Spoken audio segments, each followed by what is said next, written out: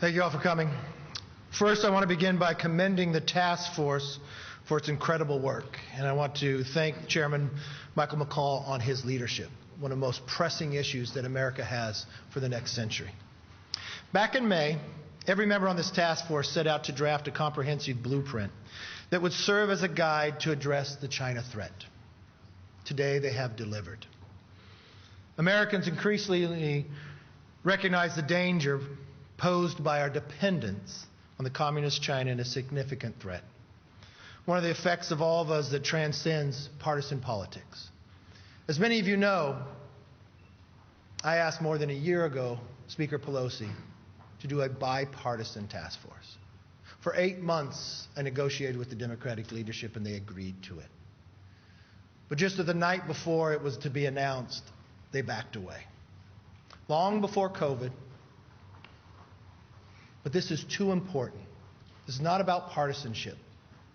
And one of my greatest pride in the China Task Force, more than 60% of all the ideas in here are bipartisan. The way the process worked through, the more than 100 individuals to come to brief, from President Obama's DHS Secretary Jay Johnson, to Secretary of State Mike Pompeo, to former Google CEO Eric Schmidt. It truly achieved something no Congress in history has done before. It is not only the most thorough report on China in the history of the House, it's bold, achievable, and bipartisan. It doesn't just lay out the challenges, it lays out the solutions in legislative form. 1/3 of these solutions have already either passed the House or the Senate. We need to make them become law. When you think of the future of this nation, you want to make sure that the next century is the American century. This will be the blueprint people look back on a decade from now as the path to make that happen. 3 major items, I would say, in this report, if you want to take a short drift through. One would be COVID has woken up America to our supply chain problem, not just in medical, but from critical minerals and on. Secondly, we need to innovate the DoD. You think of hypersonics, AI, and others.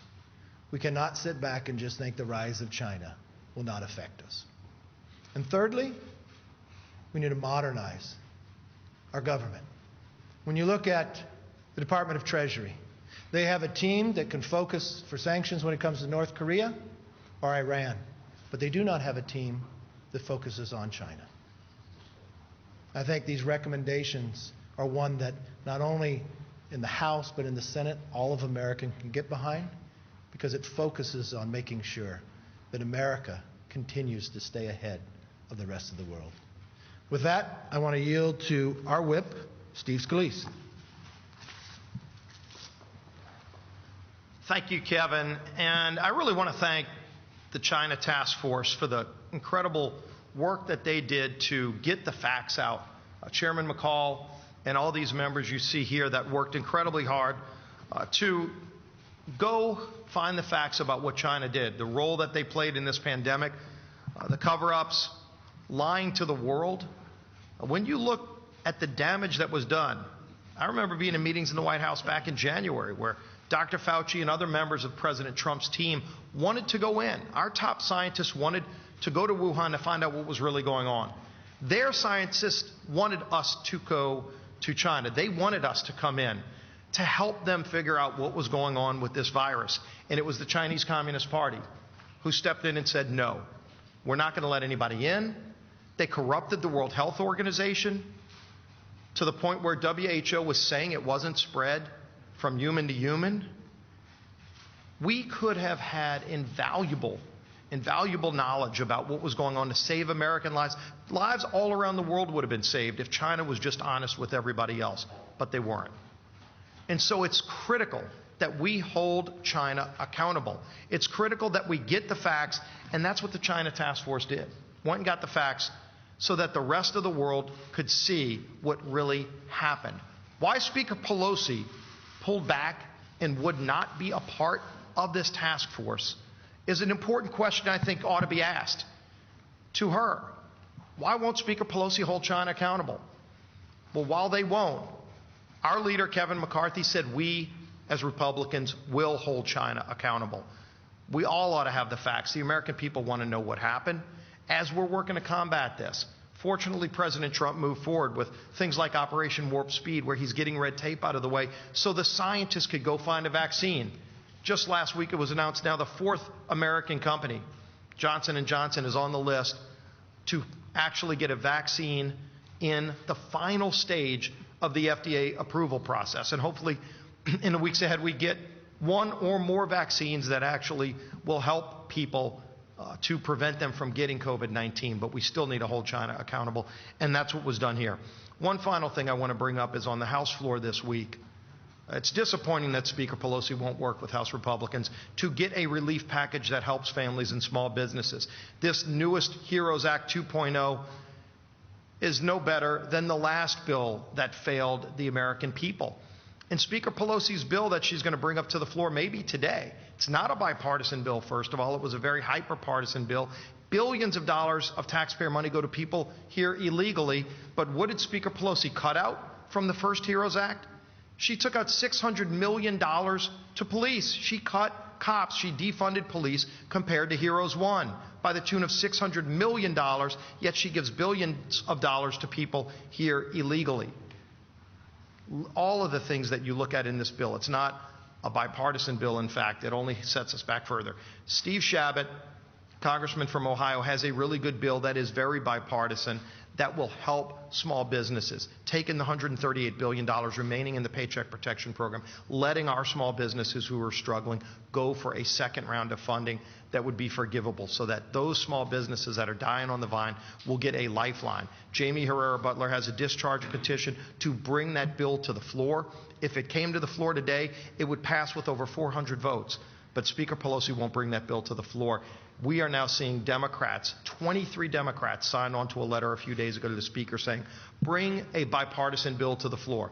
HEROES is not, Steve Chabot's bill is. Let's help our small businesses before we go home so that they can stay afloat, so that they can keep those jobs for millions of families who are struggling right now, who can get back on their feet.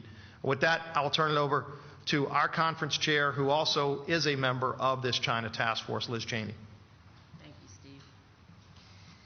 Thank you very much, Whip Scalise, and I want to join in thanking our leader, Kevin McCarthy, in putting this task force together, and the leader of the task force, Chairman McCall, in leading us, the staff who helped us make sure that in such a timely fashion we were able to put together a report that touches on every aspect of the threat this nation faces with respect to China. At a moment where we are facing, I think, what is a generational threat, it is too bad that the Democrats refused to join us on this report. As the leader said, 2/3 of the recommendations in here are bipartisan. And in order for us to defeat the threat from China, we've got to work in a bipartisan fashion.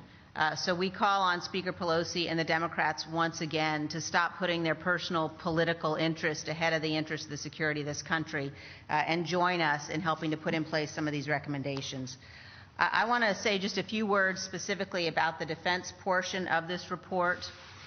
China is rapidly developing a military force that is capable of winning regional conflicts, and they are expanding their military footprint globally. China, the government of China and the Chinese Communist Party have gone to school on the United States. They've looked at our capabilities. They've looked at the particular assets that we have that enable us to project our power, that enable us to make sure that we maintain our military supremacy, and they have developed capabilities to counter those. In particular, this report points out the importance of sufficient continued funding for our Defense Department. We have heard repeatedly from the military leadership and the civilian leadership of the department over the course of many years that we must have 3 to 5% annual real growth increases in the defense budget in order to maintain our supremacy. And that was pre-COVID. It's crucially important that we continue that resource funding. We must modernize our nuclear triad. It's crucial to deterring the Chinese Communist Party.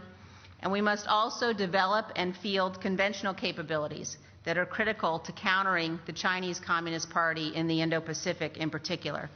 This includes ground-launched cruise and ballistic missiles, The People's Republic of China is now the leading theater-range missile power with both dual and conventional nuclear delivery capabilities. We must counter that. We must modernize our sea and air power. We must procure long-range precision fires and strategic fires. We have to build contested logistics capabilities, and we've got to develop new operational concepts, joint operational concepts that allow us to counter the threat, that allow us to truly do what's necessary to defend this country. Congress must fund military construction, pre-positioning, strategic airlift, tanker support, and surge capacity. And we must counter the Chinese Communist Party globally as it seeks to establish more robust logistics and basing infrastructure around the world as it seeks to project its own military power. In conclusion, it is very important for everyone to note that we are in the midst of a battle between freedom and totalitarianism.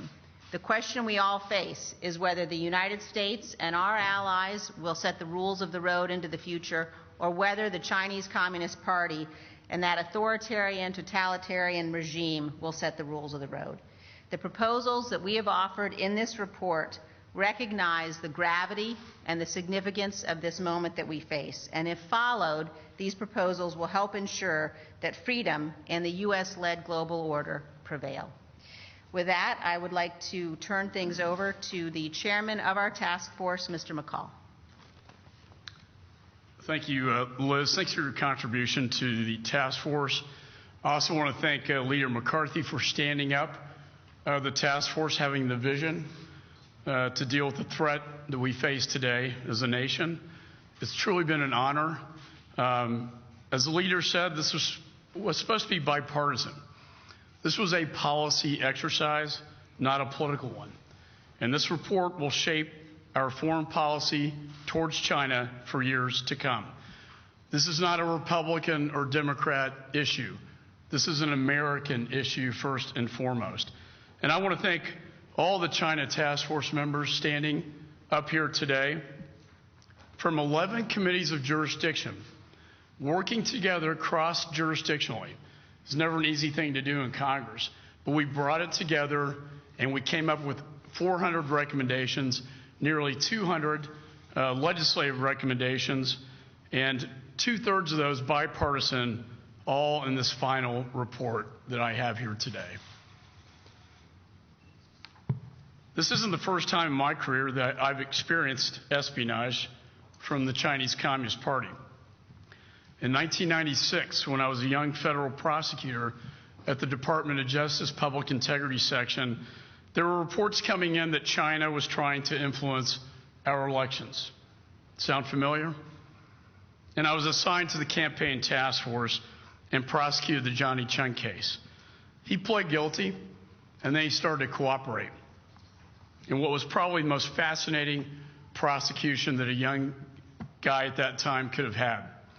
And that's because the investigation revealed the fact that China Aerospace and the director of Chinese intelligence conspired to obtain military, technology, and satellites from the United States.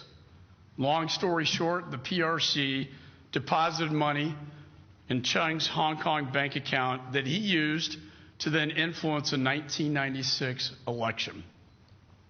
This is not time a foreign power has attempted to influence a presidential election, and it certainly will not be the last. But it gave me great insight into the way the Chinese Communist Party operates so many years ago. It's been 20 years since then. But that story could easily be a headline today, because the threat from Chairman Xi's Chinese Communist Party largely remains the same. However, today it's more aggressive, it's more expansive, it's more sophisticated, and it's better resourced. For decades, they have stolen our intellectual property. In what NSA Director Admiral Keith Alexander said, one of the largest transfers of wealth in human history. For years and years, we tried to bring the People's Republic of China into the family of nations as a friend, as an ally. But as Secretary Baker recently told me, it just did not work. And recently, the Houston consulate China was shut down after they got caught stealing biomedical research from MD Anderson in my home state, while at the same time attempting to steal the COVID vaccine, using it as a hub for espionage, stealing our vaccine so they could save the world from the very virus that they brought to the world. That is why this China Task Force report is so important, and it focuses on our foreign policy with the Chinese Communist Party. Whether it's our military posture with China, to countering their Belt and Road Initiative, to condemning their human rights violations every day, to supporting the protesters in Hong Kong and the threatened countries like Taiwan and Tibet in the Himalayas, to countering the CCP's 100-year marathon for global and military dominance. And for decades, the United States and its allies have been asleep at the wheel until COVID-19. COVID created an awakening experience for the American people, and the sleeping giant has finally awoken. And they took what could have been a local outbreak, as Whip Scalise said, and covered it up and hid the evidence, and it turned into a global pandemic. One of the biggest takeaways from this report has been the vulnerability of our supply chain with China. When the United States and our allies called for an independent investigation into the origins of the pandemic, the CCP weaponized their control of the supply chain, threatening to withhold vital supplies from the United States. We must protect our critical supply, including medical supply chains and important technologies like advanced semiconductor chips. And that's why we focused a big part of this report on how we can protect our critical supply chains, including medical supplies and important future technologies. We must take steps to protect these critical supply chains. We simply cannot afford to wait any longer. Our national security depends on it. The Chinese Communist Party is the greatest long-term threat to the interests of the United States of America. You know, my father's generation fought in World War II. I grew up in the Cold War. My children, they experienced 9/11, and most of us in this room did. But now the greatest challenge for this generation is the Chinese Communist Party. It is a generational struggle. And this is a generational document that will guide the Congress for many years to come. So again, I want to thank Leader McCarthy, who worked so hard on this. I really want to thank the ranking members of all the committees of jurisdiction, and I want to thank the members of the task force for their very hard work over the last several months to put this together on time. And I want to thank the staff that worked tirelessly over the weekends and late at night, even as late as last night. Caroline Campbell was working till probably 3 o'clock in the morning to get this thing done. Thanks to all the staff. This is a true appeal to the patriotism of American businesses and Americans across this country to wake up to the Chinese Communist Party. And with that, I yield back. Thank you, Michael. I do want to thank the staff. I want to thank, when you look at these members, you might see faces, but you don't know their expertise. You have those that have served in combat, those who are experts in healthcare, those who are expert in trade or financial services. We combined them all together. And behind are another of other members who helped as well, from all the 11 jurisdictions, the ranking members of their committees as well, working together as one. And I also want to thank people who are not here. Those Americans across this nation, be it in business, be it in former government, from serving in the Obama administration to Republican administration, for being a part of this task force, for providing us the information of your knowledge, providing us your recommendations. And this group as a whole, the work that they were able to do to serve all this nation and all the members. Everybody in Congress will be able to get this report. And it's not something that you can or should just read. It's actually action items, legislation that can pass, legislation that will make us stronger, safer, and have a much brighter and prosperous future. With that, I'm going to open it up for questions. I know everybody can't fit in the room, so I'm going to start with Zoom. And I know there might be a little pause from a technical point of view, but if we could have our first question by Zoom. And I've got a lot of expertise here. So. As a reminder, if you'd like to ask a question, please tap the moderator directly. Our first question comes from Joe Uli from Voice of America. Joe, your line is now open. Hi, thank you for doing this. This is Julie from Voice of America. I'd like to ask you about a question a little bit related to North Korea. One of the areas that the U.S. needs to cooperate with China is North Korea. Do you still believe that this is a valid idea that U.S. still needs to work closely with China on the nuclear front in terms of North Korea? And is this issue included in this report? The first question is, yes, I do believe it's important, not just with China, but with the rest of the world should work together on the nuclear threat of North Korea. This administration, the Trump administration, has prioritized that. We've been able to shrink the number of tests that have gone forward. I think we're closer to getting there, but everybody must work together, not just China themselves, but I believe it is very important. Do you want to touch on in the report itself? Yeah. We talk a lot in the report, and let me thank Voice of America for translating the origins of COVID-19 into Mandarin, penetrating the Chinese firewall, getting it to mainland China so that the people of China could actually read the truth about their government. And this report went viral. President Xi's spokesman condemned the task force and the report itself. In fact, they dedicated an hour-long CGTN television propaganda piece debunking this report because they know it's true, and they fear their own people more than anything. And so I want to thank Voice of America for that.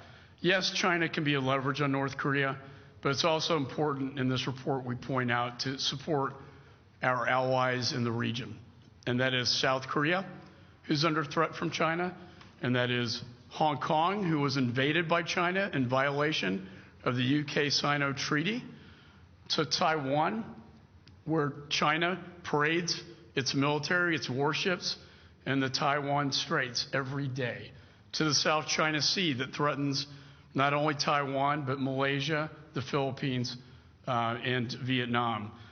It's important that we work with our allies to win this global competition.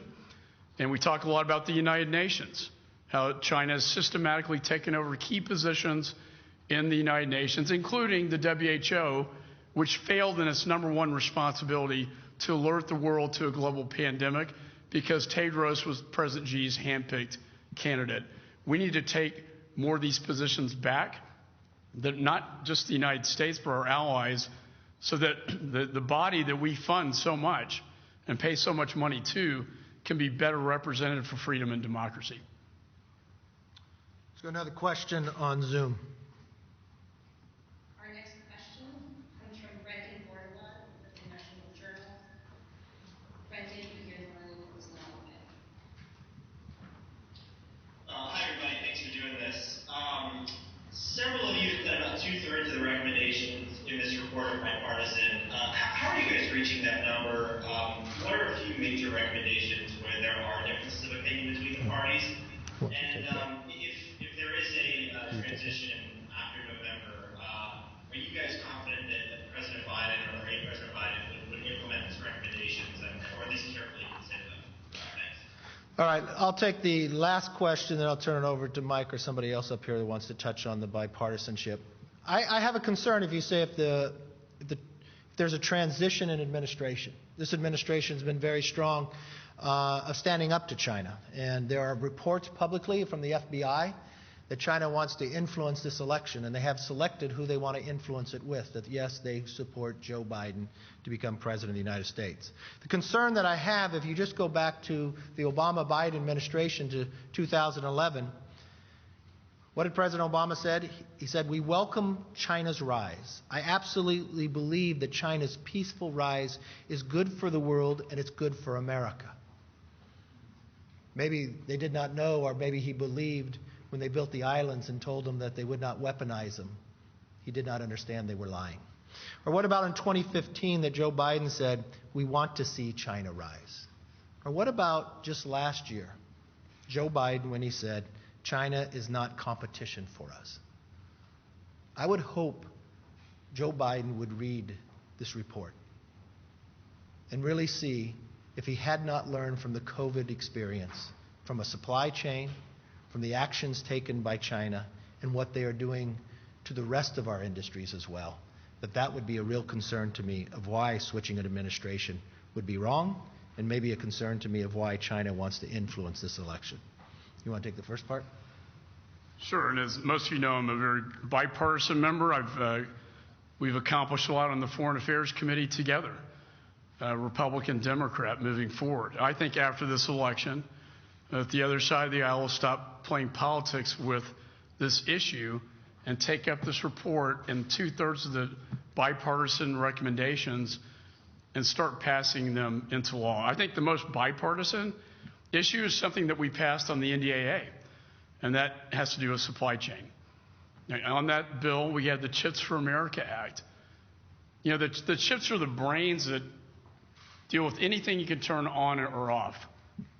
Everything from your toasters to fighter jets. These advanced semiconductor chips are critical to our national security. And so we worked across the aisle in the House, and Senator Cornyn with Senator Warner, and me with Doris Matsui, to get that language on the National Defense Authorization Bill. We hope to change the tax structure to incentivize companies like that to bring that manufacturing capability back to the United States to protect our national security, but also, importantly, to bring manufacturing and jobs back home to America and to the United States. So I think many of these are very workable. I think after the election, when everybody calms down and the politics subsides, we'll have a time to pass it. I don't know if any of the members have any.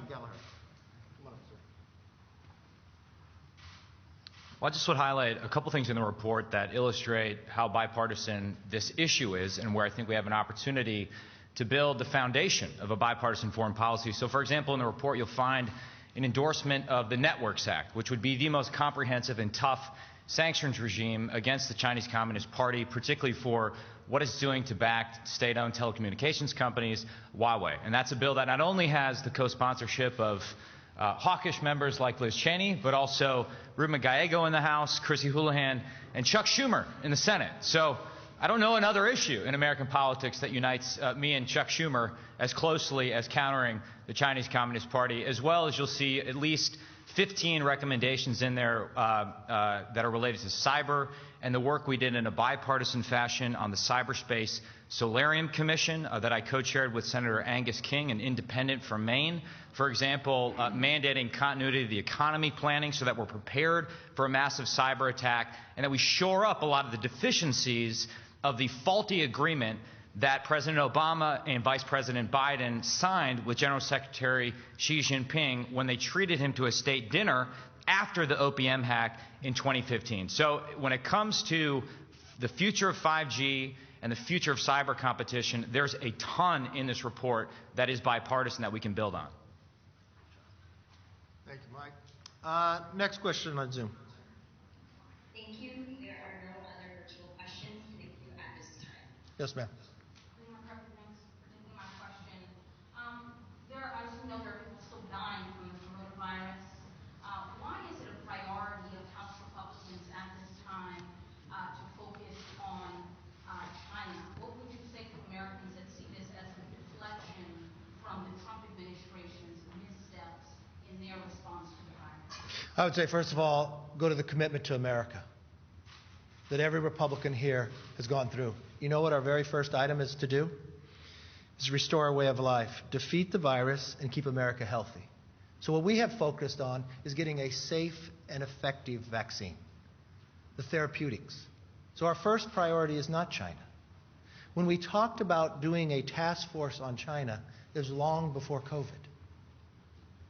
I went to the speaker and asked, could we do this bipartisan? Could we have the same number of Republicans and Democrats and work on a plan that we can focus united? It took me 8 months to get the Democrat leadership to agree to that, and they said yes. You could actually read an article in the Washington Post, because not only did we get so far that we were going to introduce it, we provided them the information, both sides, on who we were going to announce. That got backed away. So the real question that you ask is, what's our number one priority? Is actually defeating the virus and making us safe. Our second priority would make our streets safe and secure. And that would be not defunding the police like the Democrats will put on the floor this week. That would add $1.75 billion. So we'd have better community policing. We'd have greater training, and we'd have 500,000 new body cameras. But when you go down here, if you want to go to our next level of where we're going, of rebuilding the greatest economy, that's 10 million new jobs in the next year. And part of the plan that we have to build those 10 million new jobs is to break our dependency on China, especially when it comes to the supply chain, and bring those manufacturing jobs back there. So this will implement into the commitment to America. It's one of the elements of making America stronger, of restoring, rebuilding, and renewing. That's the fundamental difference. But I appreciate the question. Yes. How concerned are you that last night the president didn't condemn white supremacy in the debate, and they called white supremacists Scott Boyce to stand back and stand by? Well, I think the president has been very clear that he's against anybody for committing violence in the streets. The president said just recently that he was going to designate KKK and Antifa as terrorist organizations. I was concerned when I listened to Joe Biden try to claim that Antifa was not a group. I don't know what's on the streets then. I don't know what's causing a lot of these problems. And the concern that Joe Biden, in his own administration, my question would be to him as a follow-up, are those 13 people, along with his running mate, who funded people to be bailed out, are they still working? Because I know he still has the VP. My concern would be, too, is the independent person he selected happens to come from my home state, Senator Kamala Harris. She was the top cop, the Attorney General. I have watched in L.A. 2 sheriffs walk up and get shot in the head by just sitting in a car. I have not seen any comments from Kamala Harris. I know she went to California right after that. I did not hear of her visiting those 2. The times and again of what is transpiring here is wrong. We know it, and that's why in the commitment to America, we invest in making sure our streets are safe and secure for all families and all neighborhoods. The president's action by making KKK and Antifa terrorist organizations, I applaud. Yes, sir. With the country watching, it's such a maddening stage that he had last night. Mm-hmm. Why shouldn't he have just explicitly condemned white supremacists and then also say to the state group Proud Boys to stand by and stand up? Well, I think. Why shouldn't he have used that opportunity to condemn white supremacists? Well, when I watched the debate, I listened to the question by Mr. Wallace.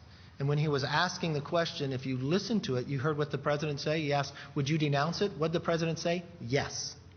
Yes, I will. Well, how many times does he have to say it? If the question is, would you denounce it, and the answer is yes, he did that. If the action prior was naming a terrorist organization, the KKK and Antifa, simply that, not only did his words speak it, but his actions have taken it. So I know where you want to go with this, but I don't know how many more actions you would take. It would be concerning to me that Joe Biden would not believe Antifa is a group. Yes. Any more questions? Yes. Yes. First, with this report, what's the special individual legislation you want to push through before the end of the year regarding China? You know, there are a number of bills, like 1/3 of them that either passed the House or the Senate. I have a real concern inside the House, not just not having the task force, but there are a number of bills in the Senate that have moved over to the House that haven't been brought up. Now, I have a number of members here who have worked a great deal. I'd like them to come up because they have made a lot of contributions here on different bills that they would think would be appropriate in this Congress to get through to. Anybody who would like to? Let's go. Andy Barr first. Andy Barr from Kentucky. I serve on the House Financial Services Committee. We have jurisdiction over capital flows, capital markets, and also oversight over the Treasury Department's implementation of sanctions. And when we talk about how bipartisan the recommendations are, one would be a Brad Sherman bill in the Financial Services Committee that is a mirror image of the legislation that passed the Senate, Senator Kennedy's bill, that would level the playing field and protect American investors from Chinese companies listed on U.S. exchanges that do not have the same accounting oversight. And so we want to protect investors and also prevent Chinese state-owned enterprises from accessing our capital markets to benefit China's military-civil fusion. Another example is the Otto Warmbier North Korea Nuclear Sanctions Act. Yes, we need to cooperate with China to counter North Korean aggression, but you have to understand that the Chinese Communist Party is helping Pyongyang circumvent international sanctions, and we passed in the NDAA in a major bipartisan way the toughest economic sanctions ever directed at North Korea, with secondary sanctions against Chinese banks that are facilitating illicit finance of North Korea. So a couple of examples of bipartisan legislation in this report. Let me call up Chris Stewart, who serves on appropriations, also on the Intel Committee, and also holds the record for his time of, was it the B2? B1 around the world, the fastest. Thank you, Kevin. Again, I'm representing or speaking mostly from my experience as a member of the House Intelligence Committee. The focus of this report in that area centers on things like hypersonics, artificial intelligence, and overlaying over the battlefield some of the defensive systems, both regarding cyber and actually kinetic weapons on the battlefield. These are the types of things that there is broad bipartisan support that we think should be and will be included in things like NDAA and IAA. And by the way, if you're talking about this report and your questions focus on the bipartisan nature of this, for heaven's sakes, is there anything that could be more bipartisan than this? Who doesn't agree that China is a threat to the future of our children? Who isn't willing to say that? I don't know anyone who isn't. Well, I think we've indicated there are some who are reluctant, but most of us understand that. And if you're talking about, again, the work in artificial intelligence, in kinetics, in quantum computing, those are the types of things that we clearly can move forward on this, and this report will help us to do that. Just a couple. Former Intel community worker, too, is Denver Riggleman. Thanks, and it's good to have a fellow B1 guy up here with me. It's fantastic. But there's other things we can do besides legislation. If you look at pages 80 to 83 on the report, it's not just the fact that we're working hypersonics, we're working quantum computing, but it's the economic intelligence that we have to start as a discipline in the United States Congress, because it's really about the cascading effects of how that investment works. So when you see up here like former intelligence officers, everybody up here that has incredible expertise, I know we talked about COVID, but we can walk and chew gum at the same time. So what we have to do is we have to look at the Chinese threat from an economic battle space also in space and what we're doing there. And that's what's incredible about this. It's not just the incredible legislation in a bipartisan way we have. We can use organizations like the Export-Import Bank and the Development and Finance Corporation and start looking at Chinese economic encirclement and actually direct our defense spending, our intelligence spending, and our infrastructure spending so that we can stop the encirclement that's going on in China in the Belt and Road Initiative. So it's not just the legislation that we can have, it's the money that we already have in our coffers, and it's the ability to use this report in order as a timeline, but also as a strategy to go after. And I'll tell you this, I think what we have up here with this group, and when you heard Chris Stewart, you hear the leader, and you hear people like Mike Gallagher, is that we have the opportunity right now to address this problem. That's why it's so bipartisan. That's why it's so important. And as an intelligence officer, a former intelligence officer, this policy document might seem boring to some people, but this is like the die-hard of policy documents for geeks. So I think that's why people need to actually dive into this and make sure that they read this, and that's why I'm so proud to be on this task force.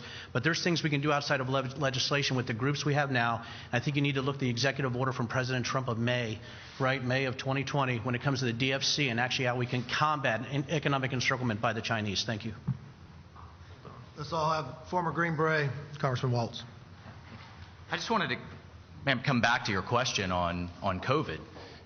One of the bipartisan recommendations we have on here that we're trying to move through the defense bill has to do with our pharmaceuticals.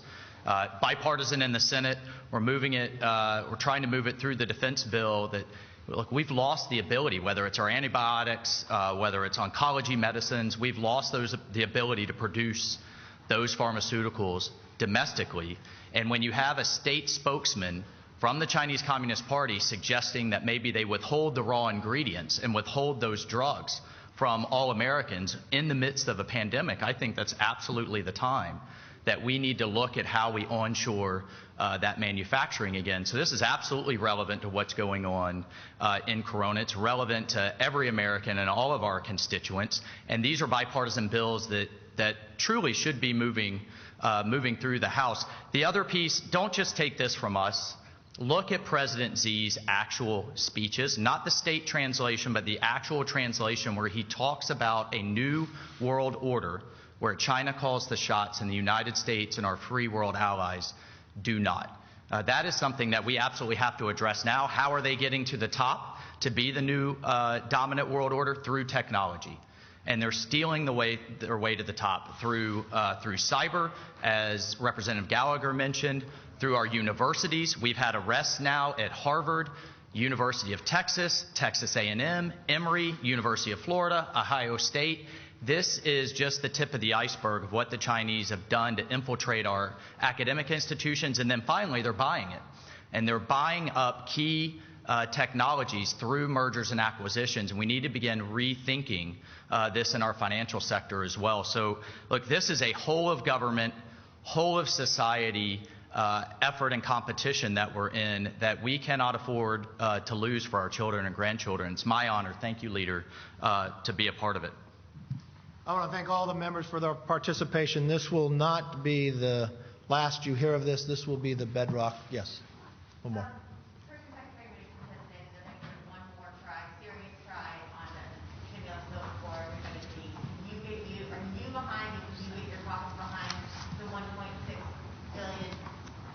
One thing I know, we would like, I'm sorry, we would like to see a COVID relief bill, one that is bipartisan. Unfortunately, having done 4 of these relief bills, there always seems to be a common denominator.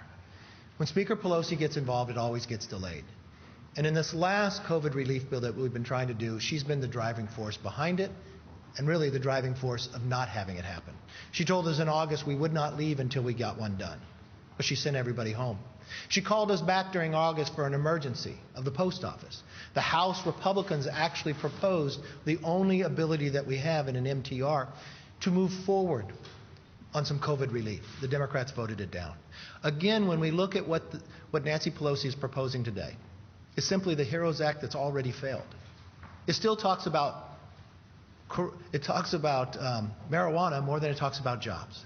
The only deduction that they have is $600 million cutting of the police force when the streets are less safe today than they were before.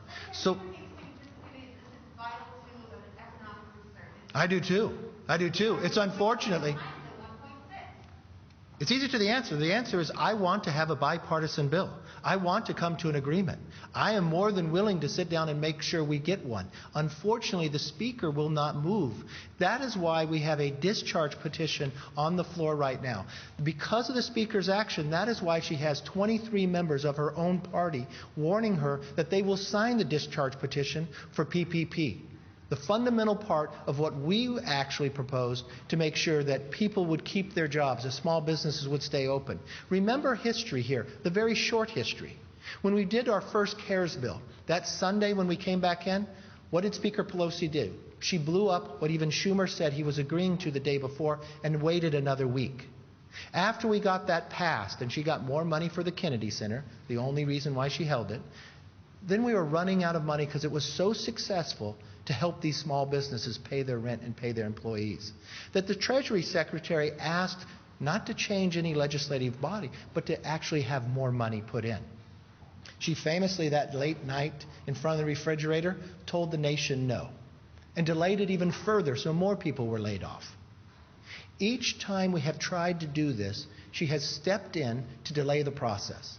There might be many reasons why she thinks that's smart. Maybe it's a political reason, but it's not smart for the people who are unemployed. Even her own number 2 said $600 on the unemployment extra, that is $15 an hour extra of what's being paid, is not a red line. and that people should actually change that. But she made it a red line to make it not happen. There are times, and again, that she has denied this from moving forward. So, when Treasury Secretary Mnuchin puts forth a plan that it could be bipartisan, we would seriously be able to look at that and make sure we move forward. But if Nancy Pelosi continues to run forward, it's not a $2.2 trillion bill. It's the exact same bill that she had before. All she does is put these fundamental cliffs in that it still goes out to 2.6. She's not serious about it. That is why the American people are hurting. That is why 23 people of her own party are warning her that they will go with the Republicans. The only measure we have, because she controls all, is a discharge petition so the American public can understand what that is. If 218 people are willing to sign a piece of paper to move a bill to the floor that Steve Shabbat has put together, he was the architect of the PPP, he has reforms in there to help the small businesses, the same thing that we tried to move before. It's interesting in the continuing resolution that she would not put it on the floor in the normal sense that she went to having it on suspension. Why? Because the Republicans would have an MTR. And we again would have fought to make sure that there would be COVID relief for the American public. The only thing that is holding up COVID relief for the American public is one person. The one person that has all the power in this House. The one person that has delayed every time we have done it before. Speaker Nancy Pelosi. So if your question was to me, yes, Republicans will be more than willing to support a bill to get relief. But the real question would be, is Nancy Pelosi going to deny us one more time? And she's not denying me. She's hurting the American public. Maybe she thinks it helps her politically come November. But I want her to look in the faces of the people that are laid off. I want her to look at the small businesses that have shut for good. I want her to look at the schools that are fearful that they're going to have that they don't have any liability protection because they're being sued, or they don't have the money to actually protect to have the PPE to go forward. It's interesting to me that in LA County, the own health department person says we're going to keep the schools closed until the election.